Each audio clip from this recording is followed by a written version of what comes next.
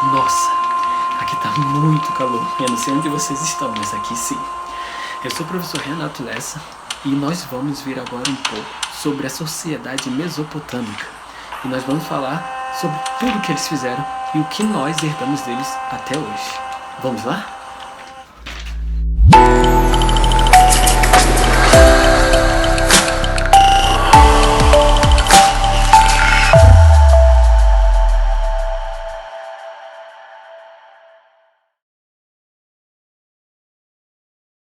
A sociedade mesopotâmica era uma sociedade que nós conhecemos como patriarcal.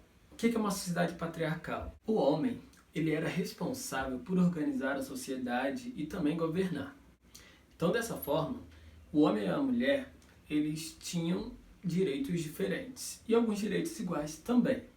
De forma geral, nós vamos ver que cada sociedade, sendo na Mesopotâmia, sendo dos hebreus, sendo em outras regiões, essa ideia de patriarca ela vai mudar. Ela não vai ser a mesma.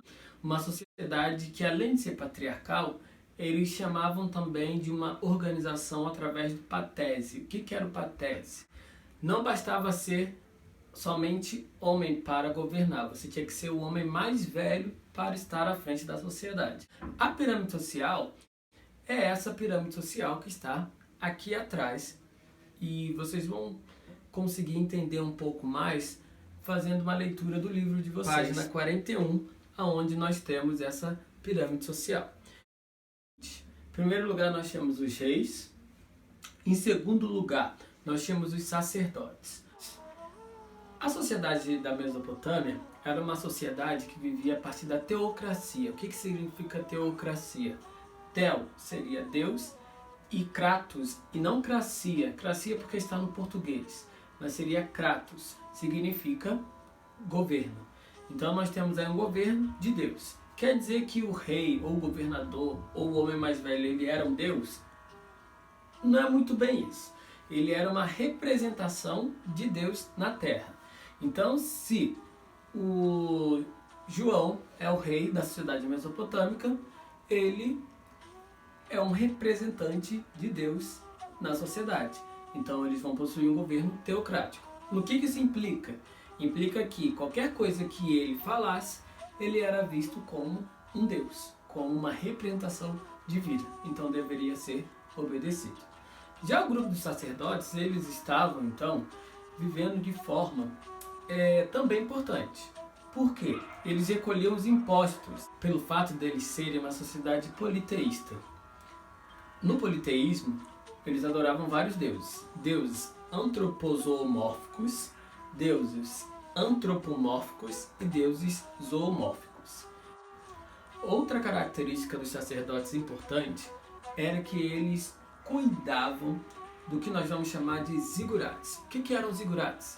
Eram templos enormes, que não serviam somente como templos para sacrifícios. Eles também serviam como escolas, serviam como mercado, serviam como armazém e dentro deles possuíam várias outras coisas. Dessa forma, um zigurate ele era construído pela população. Ele era cuidado pelos sacerdotes, mas quem construía era a população.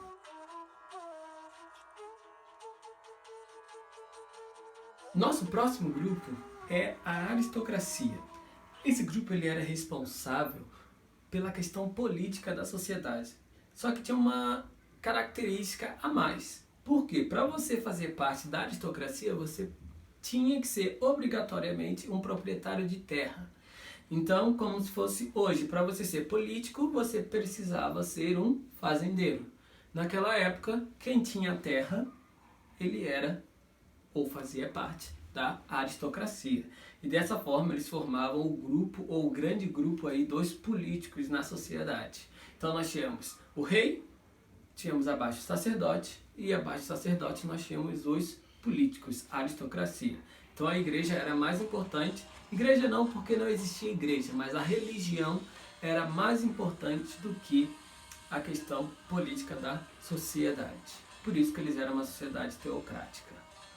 Então nós temos lá a aristocracia, que eram os políticos. políticos falavam, ó, queremos dominar aquela terra e aquela, e aquela terra ali também eu acho que é muito interessante para ser dominada. Então, dessa forma, nosso quarto grupo, os militares, era muito importante para a sociedade mesopotâmica. Os comerciantes também eram muito importantes para a sociedade mesopotâmica, mas era um grupo que também estava um pouco aí abaixo na sociedade. Lembrando que se não fossem os comerciantes, eles não teriam desenvolvido o comércio na Mesopotâmia e não conseguiriam manter a sociedade através das comidas e de outros artefatos que eles comercializavam. E em último lugar, nós temos aí na sociedade mesopotâmica um grupo chamado de camponeses. E junto com eles nós temos os escravos. Na sociedade mesopotâmica, os camponeses formavam a maior parte da pirâmide. Então, como a parte da pirâmide embaixo é a maior, nós temos a maior parte da população sendo camponesa e escrava, sem ter muitos direitos, e uma sociedade em que, na verdade, não dava tanta liberdade e não dava possibilidades para que um camponês conseguisse chegar até um cargo maior. E eram eles que trabalhavam na construção dos zigurates.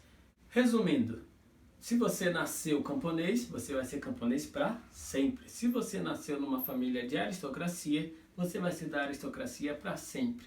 E se você nasceu sendo artesão, vai ser artesão para sempre. E sacerdote, por aí em diante, você vai continuar sempre na mesma classe social. Então, se você nasceu numa classe social hoje em dia, não quer dizer que você vai continuar nela para sempre. É possível que haja mudança. Isso depende de cada um de nós.